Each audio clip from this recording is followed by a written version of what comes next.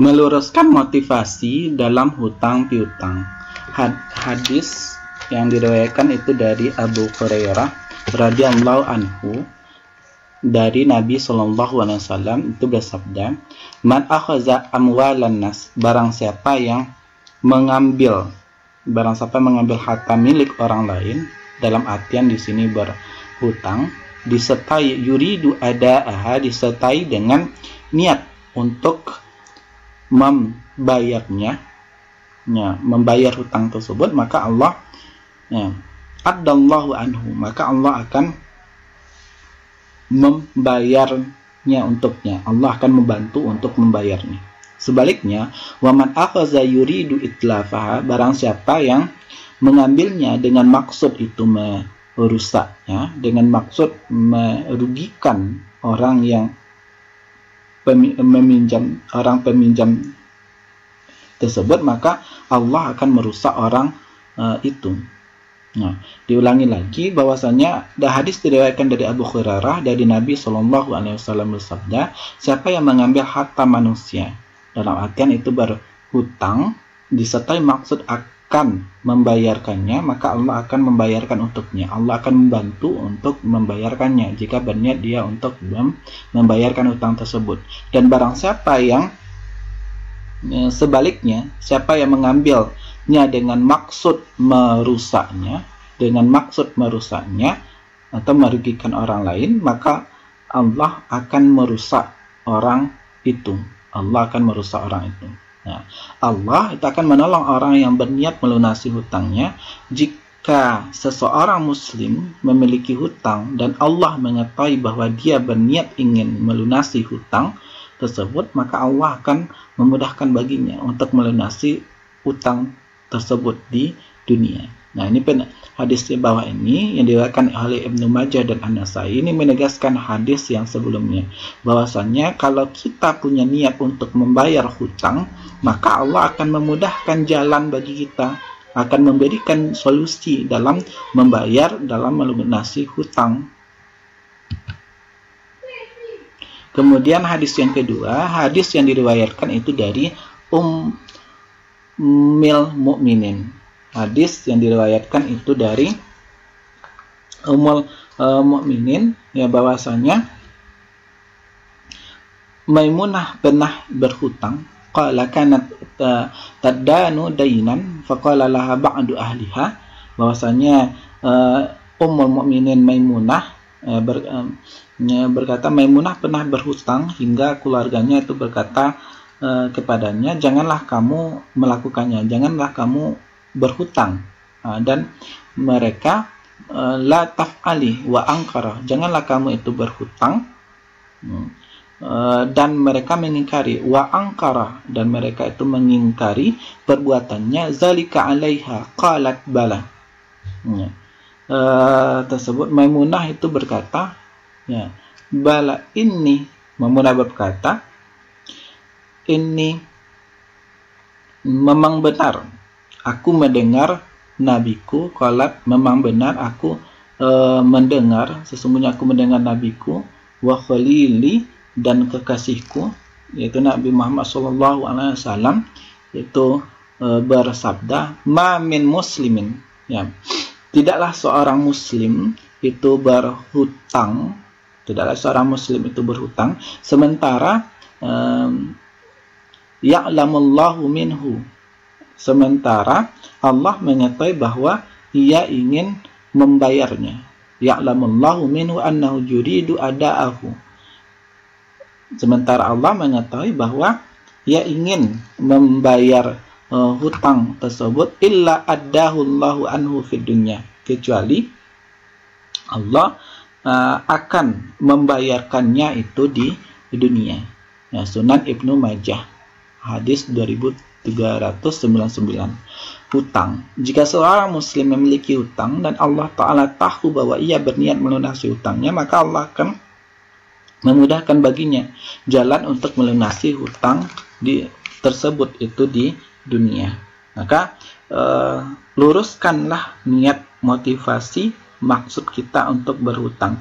Apa keinginan kita itu dalam berhutang, untuk apa? Ya, jangan sampai kita berniat itu berhutang untuk tidak membayarnya, dalam artian merugikan pemilik harta, pemiliknya uang tersebut.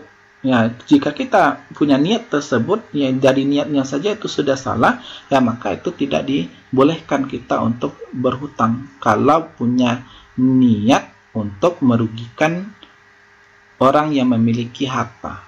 Ya.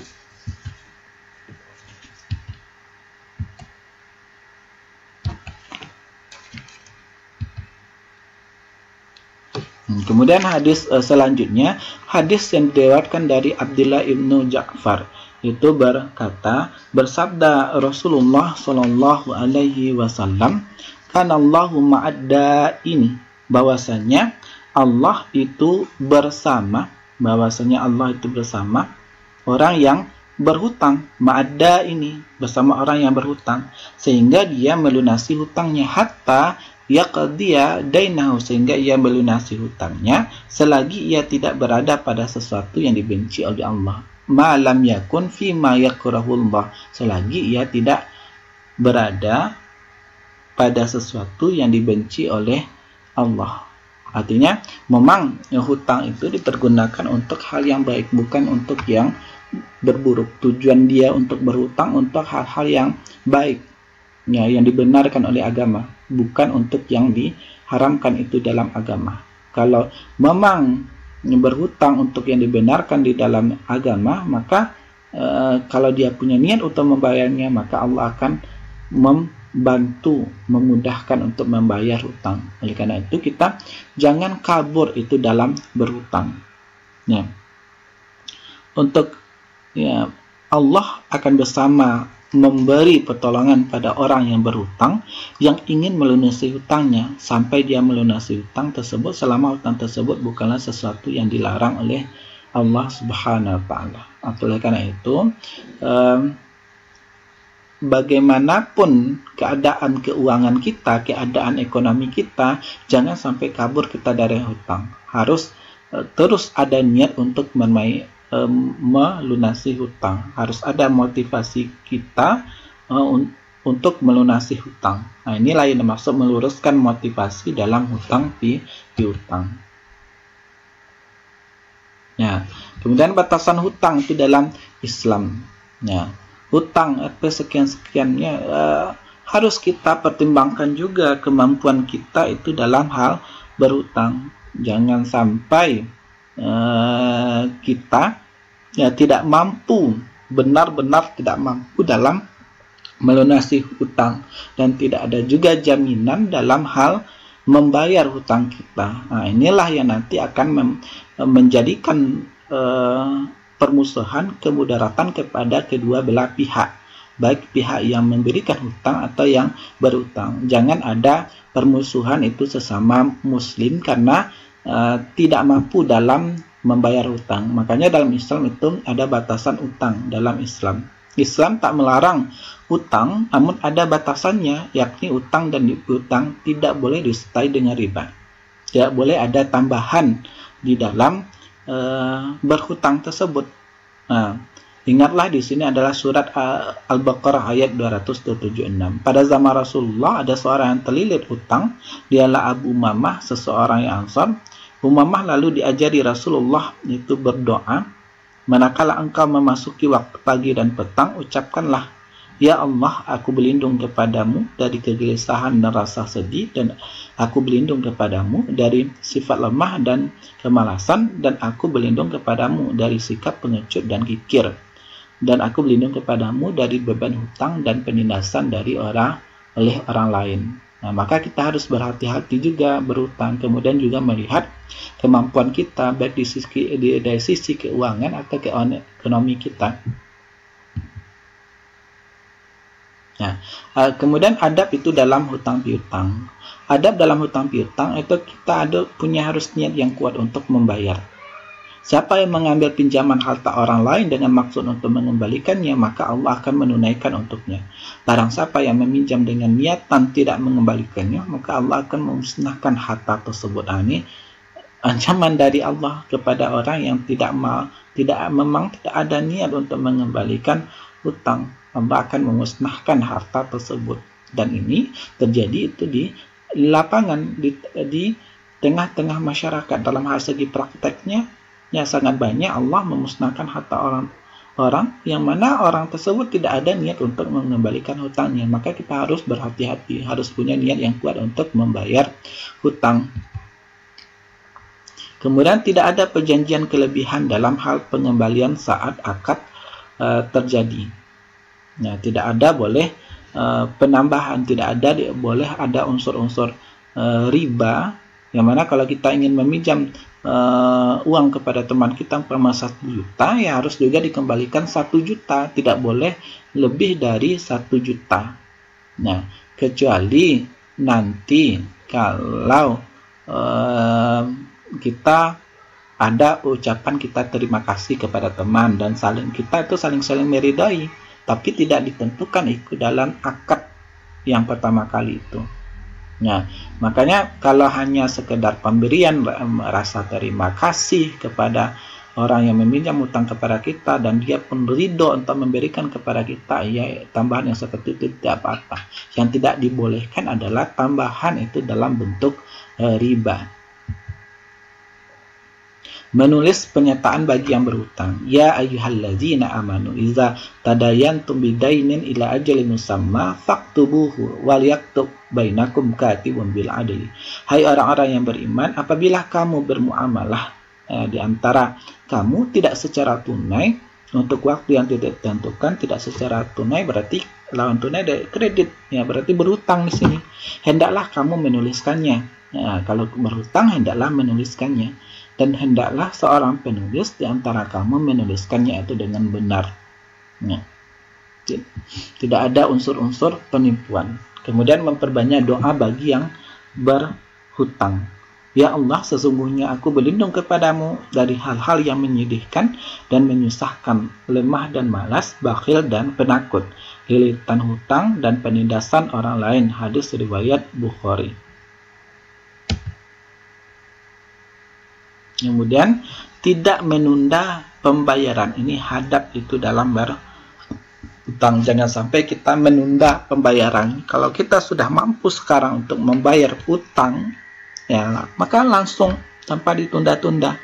Rasulullah SAW bersabda, menunda-nunda pembayaran hutang oleh orang-orang yang mampu adalah suatu kezaliman. Nah, tidak boleh kita berbuat zalim, aniaya kepada teman kita. Kalau kita sudah mampu, ya silahkan dibayar hutangnya. Tidak boleh menunda hutang karena itu adalah suatu kezaliman. Hadis riwayat Abu Dawud. Kemudian menunaikan hutang itu dengan sempurna. Ya. An Abi Hurairah qala istaqrada Rasulullah sallallahu alaihi wasallam. Ya. Bahwasanya dari Abu Hurairah, ia berkata Rasulullah telah berhutang binatang ternak, kemudian beliau membayar dengan binatang yang lebih besar umurnya dari binatang yang beliau pinjam itu, dan Rasulullah bersabda, nah, orang yang paling baik khiyarukum, ya, orang yang paling baik di antara kamu adalah orang yang dapat membayar hutangnya dengan lebih baik. Makanya kita dianjurkan membayar hutang.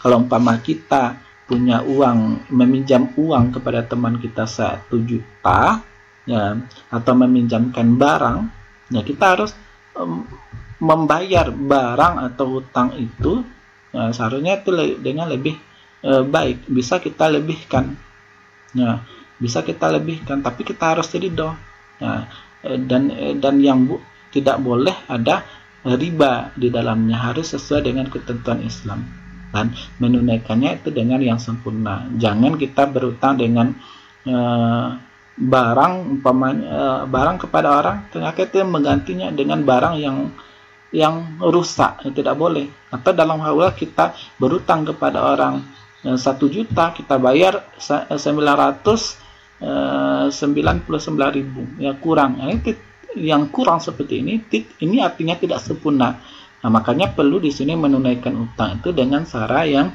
sempurna.